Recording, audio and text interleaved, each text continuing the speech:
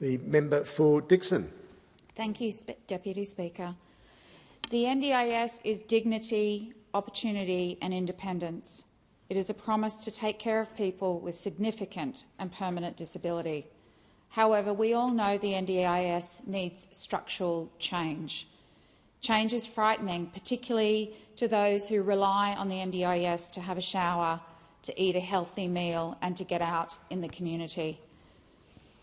We read about rorting on social media and we see the sceptics creeping in. People with a disability and their families are distressed by the criminals and rorters that have tainted our NDIS lifeline. The NDIS has transformed lives for the better, but we must ensure the NDIS and broader disability support services are safe and leave no one behind. We have done the work. As soon as we came to government in 2022, we ordered a review of the NDIS exposing the need for change.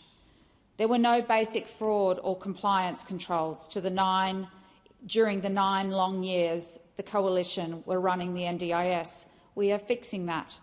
The vast majority of providers are unregistered and unregulated. We are going to fix that. The Coalition allowed the states and territories to step away, to stop being the provider of last resort, to stop delivering support when no other provider was willing to set up in a country town or remote community. The exit by the states has left a deep hole in our mainstream systems of support. We are throwing the sink at that. I spoke with the mum of a participant a couple of years ago who was absolutely thrilled her adult son was able to move into purpose-built independent living designed for his needs. The first time as a man in his 30s he'd lived away from his parents. But when he moved in, he was unable to get nursing support, despite having the funding for 24/7 care. He lived a 2-hour drive from Brisbane in a large regional town where there are many participants but 0 providers with nursing care. He tried desperately to get the state back involved in his care because the alternative was to go back to his parents or a nursing home. I've spoken to families in my electorate of Dickson who live around Dayborough, probably an hour and 15 minutes drive on a good day from the centre of Brisbane. They struggle to get any providers or any non-NDIS community supports to their village. We all know that children with autism wait too long for diagnosis and early intervention, and many kids from regional and remote backgrounds and areas and those from disadvantaged backgrounds get next to nothing. That is why foundational supports and thriving kids is so very important. We need change because we must have support for all kids, no matter where you live or your socio-economic status. We need early intervention in early learning settings, in schools and in the community. Support from health agencies, schools and community providers were allowed to dwindle by those opposite.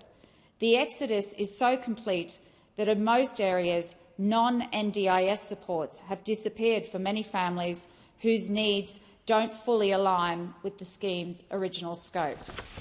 Those outside the scheme have been falling through the cracks that began to appear a decade ago and are now deep chasms of inequity. We must fix this.